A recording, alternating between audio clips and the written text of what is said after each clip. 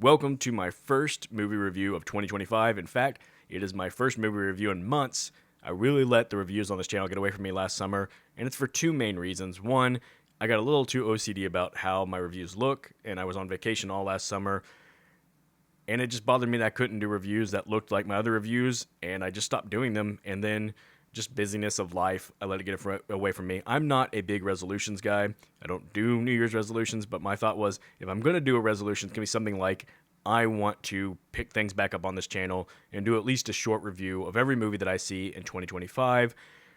I have a lot longer, more in-depth movie conversations on my channel, Jeremy and Andy Talk Movies. I do a podcast with my friend Andy, and we talk about movies in depth. But on this one, I just want to have a chance to talk at least a little bit about all the movies I see in 2025. So I'm going to start with the first 2025 movie I've seen this year, The Damned.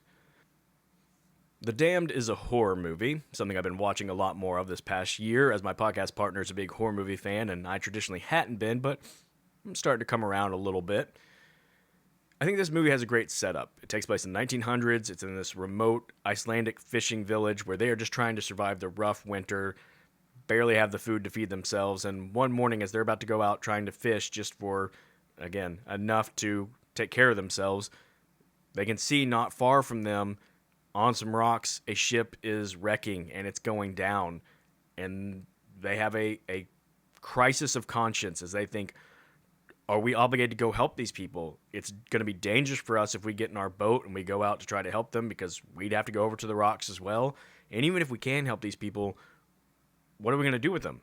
We barely have food and supplies to take care of ourselves, and if we take on more people, that could be the end of us. And so they end up deciding they just have to leave those people to try to survive on their own.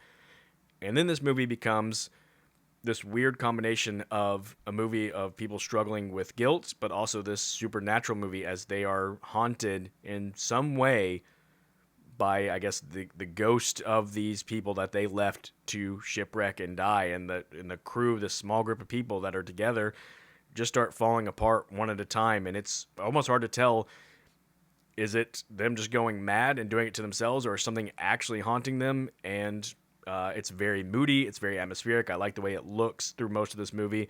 I think it's well acted. It was nice to see the Hound from Game of Thrones, Rory McCann, as one of the lead fishermen in this movie. But I want to talk spoilers just real quick. So if you don't want to know any more, stop the video right here. That's cool. But spoiler-wise, I just got to say, I was with this movie for about 80% of this movie, and I just didn't really like the way that it tied up, and especially the very end. The end had one of those kind of ambiguous endings, or maybe what you thought was happening is not actually happening endings.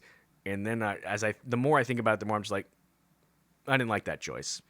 I just don't think they had a really good place to land the plane here, because they did so much of kind of staying in a very grounded world and not going too supernatural. And I think they probably just didn't want a big supernatural type ending, but I didn't like what they did. So that's my spoilery ending, I guess. Maybe I didn't give enough detail to be that spoilery, but overall, I'm going to give this movie a, I don't know, C. Split it right down the middle. An average movie. And yeah, so that's my first review of 2025. Looking forward to doing a whole lot more of these. And again, if you'd like to hear more in-depth analysis of movies, follow me on the Jeremy and Andy Talk Movies podcast. Otherwise, stick around with this channel for quick reviews. That'll usually be quicker than this because I won't have all that preamble. Thank you guys for watching.